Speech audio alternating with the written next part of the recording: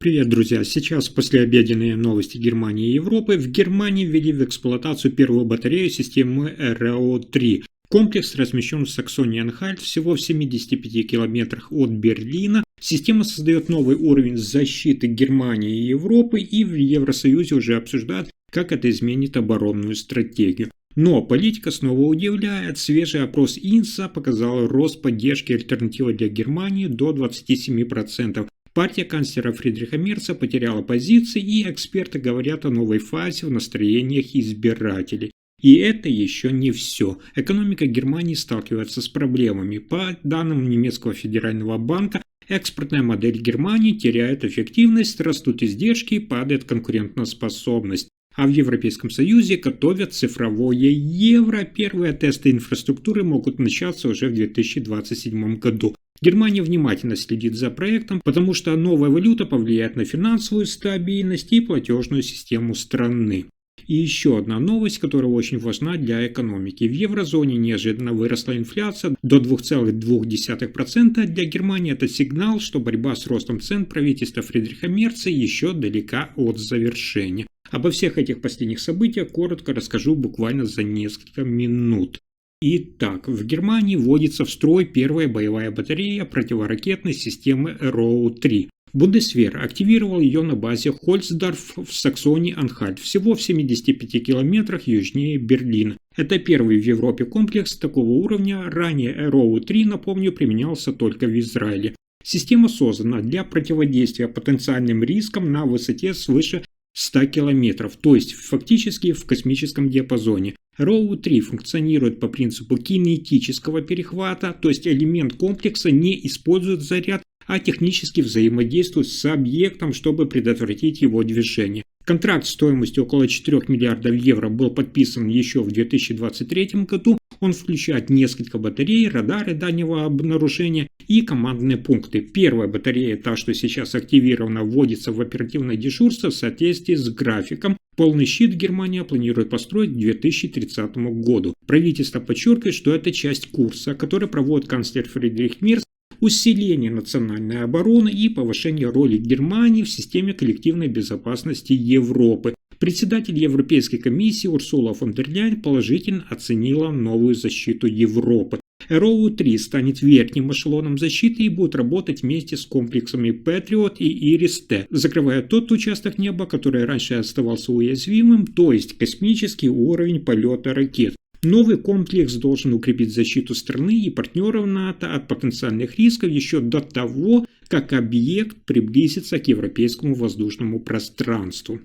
Следующая новость – одна из самых важных и показательных для Германии. В Германии вышел новый политический опрос, который снова переворачивает расстановку сил. Согласно свежим данным института ИНСА, партия «Альтернатива для Германии» АФД получает поддержку 27%, заметно укрепляя свое лидерство. Это новый максимум, который показывает, недовольство части избирателей увеличивается быстрее, чем предполагалось. Главный конкурент – это блок Христианско-демократический союз и Христианско-социальный союз ХДС-ХСС, к которому относится и партия канцлера Фридриха Мерца, теряет позиции и опускается до 24,5%. Разрыв увеличивается, и это уже не случайная колебательная динамика, а устойчивый тренд последних недель. Социал-демократы получают 14,5%, партия зеленых 11%, левые 10,5%. Все остальные политические силы остаются в зоне однозначных значений, не влияя на общую картину.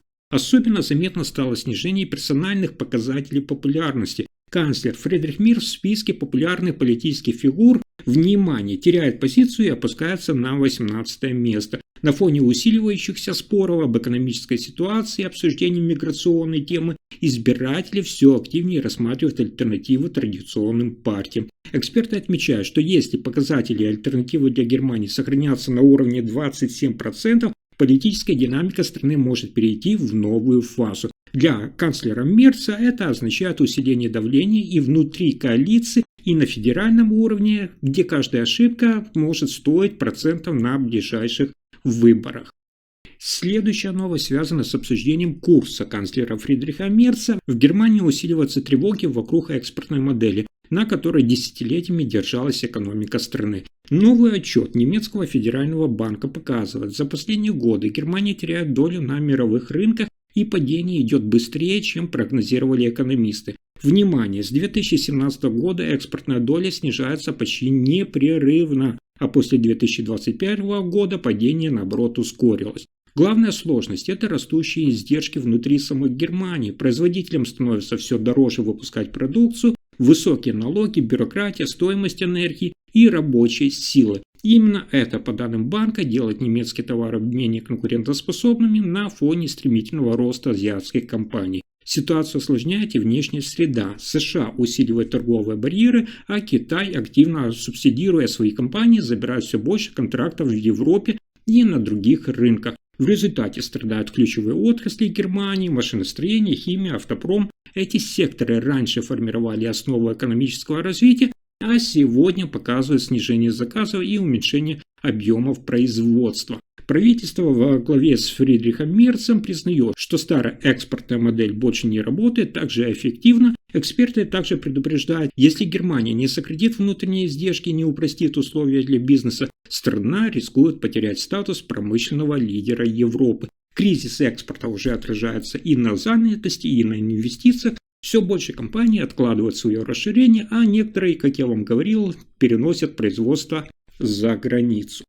Но на этом сюрпризы дня не заканчиваются. В Германии и других странах еврозоны готовятся к введению, внимание, цифрового евро. Европейский центральный банк планирует запустить новую форму валюты к 2029 году, а первые тесты инфраструктуры могут начаться уже в 2027 году. Цифровой евро создается как дополнение наличным деньгам и будет использоваться для всех типов платежей, покупки, переводы и оплаты услуг. Правительство канцлера Фридриха Мерца внимательно следит за развитием проекта, поскольку цифровая валюта напрямую влияет на экономическую стабильность Германии и позицию страны в еврозоне. Эксперты отмечают, что цифровое евро позволит сократить зависимость от международных платежных систем и стейблкоинов, которые контролируются за пределами Европейского Союза. Проект поддерживает и председатель Европейской комиссии Урсула фон дер Ляйен, которая подчеркивает, цифровое евро обеспечит финансовую автономию Евросоюза, повысит прозрачность транзакций и защитит граждан и бизнес от возможных сбоев в банковской системе. Введение цифрового евро – это этап модернизации всей финансовой системы Европы. При этом правительство Мерца уже обсуждает, как интегрировать новую валюту в национальную платежную инфраструктуру, чтобы переход был максимально плавным для граждан и бизнеса. Если все пойдет по плану, к 2029 году цифровое евро станет полноценной альтернативой наличным, обеспечивая прозрачность, надежность и универсальность платежей в рамках всей еврозоны. А дальше еще есть важная новость. В еврозоне зафиксирован неожиданный рост инфляции. Показатель поднялся до 2,2%, превысив октябрьский 2,1% и целевой уровень Европейского центрального банка. Для многих стран это сигнал, что борьба с ростом цен еще далека от завершения. Особенно заметно это для Германии, где высокая стоимость услуг и энергоносителей продолжает создавать дополнительную нагрузку на бизнес и домохозяйство.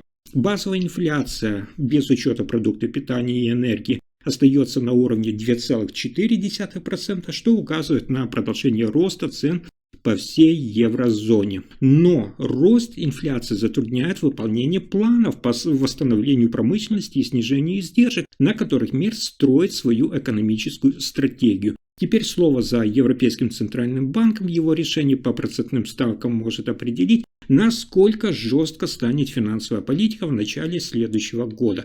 На этом пока все. Вы слушали последние новости Германии. Если информация оказалась полезной, ставьте лайк, подписывайтесь на канал и делитесь видео. Спасибо за просмотр.